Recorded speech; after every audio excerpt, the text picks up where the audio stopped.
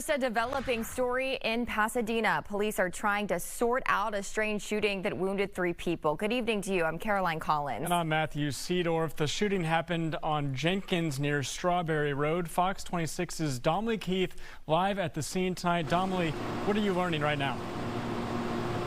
Well, it was a strange shooting indeed, and the 3 people who were shot here in this Pasadena apartment complex are all very young. In fact, the man who was shot and killed was only 20 years old. Now, investigators say it was a 19-year-old girl who shot him, killing him. Before he died, detectives say he actually took the gun from the young woman and opened fire on her, shooting the 19-year-old girl with her own gun.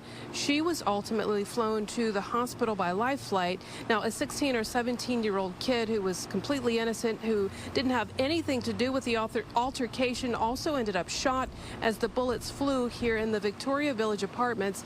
Now, there is a convenience store in the complex. Pasadena police say this shooting happened just before noon when the 19-year-old young woman came out of the King's food store and began arguing with the 20-year-old young man.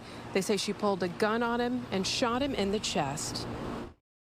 He was able to take the gun away from her and shoot her at least twice, and one of those shots struck the third-party bystander who was around the corner.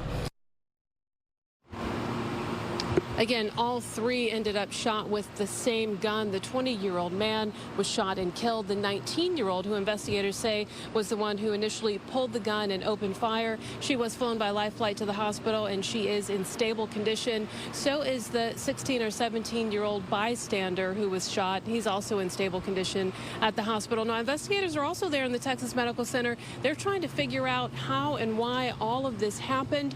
As those bullets flew, they're not sure if the 2 knew one another, but investigators tell me the woman will likely face charges.